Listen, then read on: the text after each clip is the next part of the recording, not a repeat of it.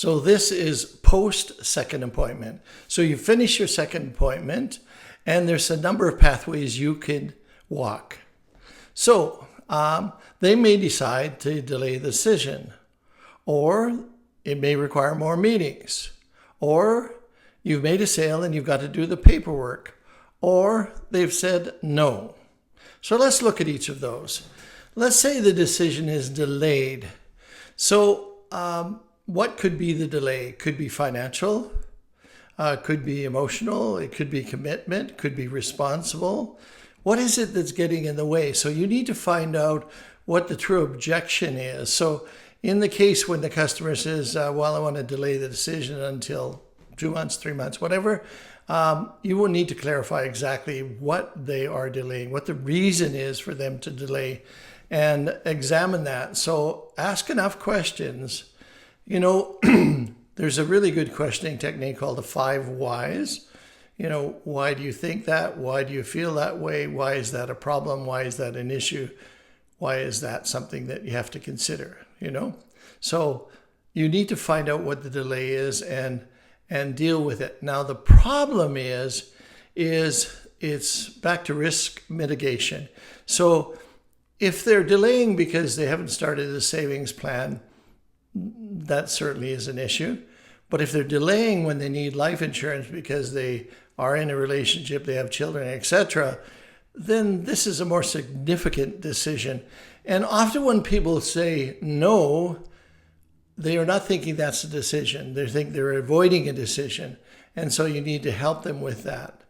So maybe the best thing to do is say, okay, you need some time to think about it. Let's set a future meeting in a week or two.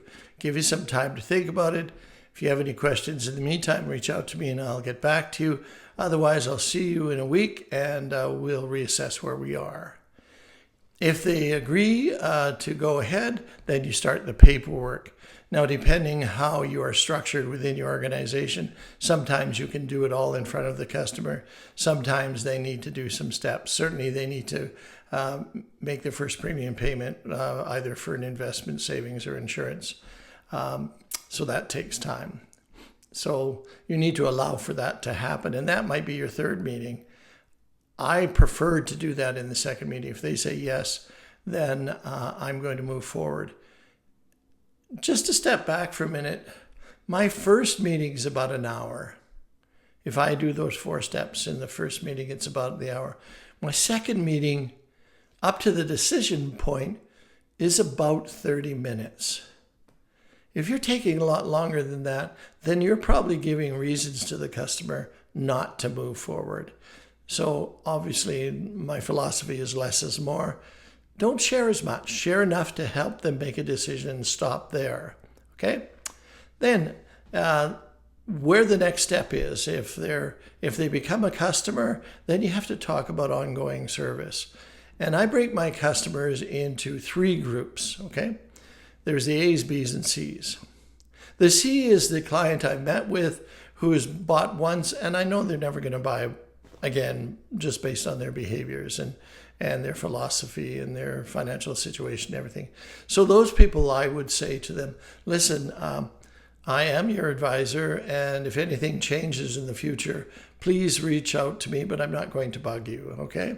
Because I know if I bug them, it probably won't go anywhere.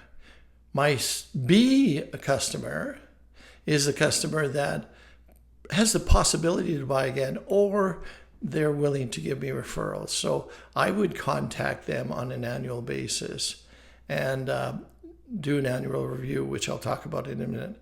And the A customer is the one that I know has capacity to buy more than once, also gives me referrals. So they're my best customers. And I would meet with them once a year, but contact them twice a year. So I'd meet with them just before their birthday to do an annual review. And 6 months from that, I would just reach out and say hello and see how they're doing. Okay? So let's talk about the annual review. That's a wonderful time to sit back with the customer again and review their situation, because things change pretty quickly with a lot of people.